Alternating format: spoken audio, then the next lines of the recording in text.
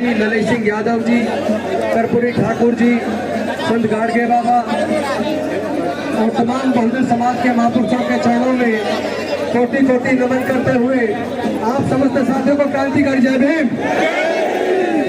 साथियों, आप सबको पता होगा अगर कोई अनुशासन के बिना कोई लड़ाई लड़ी जाती है तो आप कभी जीत नहीं सकते। 10 से 12% लोग पूरे देश के संसद में कब्जा करके बैठे हैं।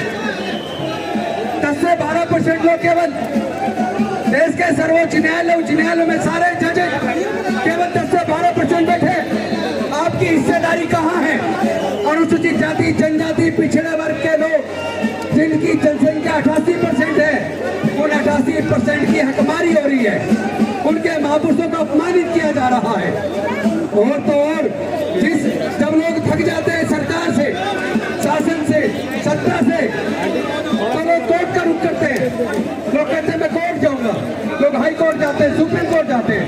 वहाँ पे पहली बात तो लाखों रुपए फीस चाहिए, हमारे लोगों के पास फीस है नहीं। और वहाँ अगर मनोवादी जज है जिसके चरित्र में न्याय है ही नहीं, तो वो क्या आपको न्याय देगा? वो आपको न्याय नहीं देगा। आपको पता होना चाहिए ये संसद के प्रांगण में डॉक्टर बाबा साहेब अम्बेडकर की प्रतिमा लगवाने का आंदोलन बुद्धप्रिया मौर्य जी के नेतृत्व में 1964 से लड़ा गया। इस आंदोलन में लाखों लोग जेल गए, कितनी माता बहनों ने बच्चों को जेल में जन्म दिया, कितने ही हमारे समाज के लोग जेलों के अंदर गुजर गए। इतने लंबे संघर्ष के बाद 2 अप्रैल 1997 को 1967 को डॉक्टर बाबा साहेब अम्बेडकर की प्रतिमा संसद के अंदर लगी। इतनी कुर्बानी के बाद क्या वो कुर्बानी हमारे महापुरुषों की बेकार चली जाएगी? क्या हमारे शरीर के अंदर खून नहीं है? इनकी इतनी हिम्मत कैसे हो गई? एक तरफ जहां चुनाव के ऊपर एग्जिट पोल आना था, सर आपकी मीडिया 3 तारीख को एग्जिट पोल आना था और 4 तारीख को चुनाव का रिजल्ट आना था। रातों रात इन्होंने डॉक्टर बाबा साहेब अम्बेडकर, कृष्णा बिरसा मुंडा जी, ज्योतिराव फूले जी, शिवाजी महाराज और हमारे बाकी महापुरुषों की मूर्ति हटाकर संसद भवन के प्रांगण में कोने में ले जाकर लगा दी। ये पूरे दलित, पिछड़े, आदिवासी, इस पूरे प्रोग्रेसिव सोसाइटी का अपमान है कि नहीं है? तो क्या आप अपमान का बदला लेने के लिए तैयार हैं? तो ध्यान देना, ये अनुशासनहीनता के साथ आप लड़ाई नहीं जीत पाओगे। अनुशासनहीनता के साथ लड़ाई नहीं जीत पाओगे। लड़ाई जीतनी है तो बाबा साहेब के संविधान को हथियार बनाना होगा। अपने समाज की शक्ति को, जनसंख्या को एकजुट करके ताकतवर बनाना होगा। हमारे समाज को तोड़ने के लिए केवल बाबा साहेब की प्रतिमा नहीं हटा रहे हैं, बल्कि सर्वोच्च न्यायालय के माध्यम से वो रिजर्वेशन जो डॉक्टर बाबा साहेब अम्बेडकर जी ने हमारे हजारों साल के पढ़ने लिखने के रास्ते जो बंद थे, वो मनुस्मृति को ध्वस्त करके देश को इतना सुंदर संविधान देके हमारे पढ़ने के रास्ते खोले, एजुकेशनल इंस्टीट्यूशन में रिजर्वेशन देकर हमारे आगे बढ़ने के रास्ते खोले, सरकारी नौकरियों में हमारे रिजर्वेशन देकर आगे बढ़ने के रास्ते खोले। लेकिन आप जानते नहीं है कितना बड़ा षड्यंत्र हमारे समाज के साथ हो चुका है। पहले तो आप लोग वजीफे से ही पढ़ जाया करते थे, लेकिन आज अगर आपको अपने बच्चे को इंजीनियर बनाना है, डॉक्टर बनाना है, वकील बनाना है, जज बनाना है, IAS IPS बनाना है, कोई भी कोर्स करवाना है, तो टेक्निकल कोर्स के लिए सरकारी कॉलेज में अगर आपका बच्चे का नंबर आ जाता है तो कम से कम 15 से 20 लाख रुपया चाहिए। मैं आप सबसे पूछना चाहता हूँ, क्या SC ST 99% लोग, क्या उनके पास 15-20 लाख रुपए खर्च करके अपने बच्चों को डिग्री कराने का पैसा है क्या? तो उन्होंने पढ़ाई को इतना महंगा कर दिया, अब मनुस्मृति की जरूरत नहीं है, अब आपके पढ़ने पे बंदिश लगाने की जरूरत नहीं है। उन लोगों ने शिक्षा को इतना महंगा कर दिया कि आपके हाथ से शिक्षा छिन गई है, आपके हाथ से शिक्षा छिन गई है। आपकी लोग रेलवेज में नौकरी लगती थी, PND में नौकरी लगती थी, आपके बैंकिंग सेक्टर में, इंश्योरेंस में नौकरी लगती थी, आपकी नौकरियां उन्होंने छीन ली है। आप ये बताइए, मैं बात को पूरी करूं या रोक दूं?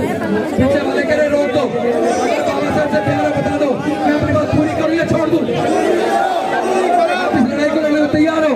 मैं पूछना चाहता हूँ, मूर्ति तो लगवाने की बात हम कर रहे हैं, लेकिन बाबा साहब के विचार पे चलने की बात करेंगे कि नहीं करेंगे? अंधविश्वास पाखंडात हम फैला रहे, हम उसमें फंसे पड़े, तो कावड़ लेने जाते, SC ST OBC के लोग कावड़ लेने जाते हैं, हम लोग मंदिरों के बीच में लाइन लगाते हैं, हम लोग, हमारा इस्तेमाल धार्मिक जुलूसों में, धार्मिक दंगों के अंदर होता है। उन्होंने नौकरी हमारी छीन ली है, ठेकेदारी पर चला के हमारी नौकरी के आगे आने का रास्ते बंद कर दिए लोगों ने, और बाबा साहेब की प्रतिमा हटाकर हमारा ये अपमान कर रहे हैं। ये पूरे दलित पिछड़े आदिवासी समाज का अपमान कर रहे हैं। उस अपमान का अगर बदला लेना है तो राजनीतिक रूप से भी जवाब देना पड़ेगा।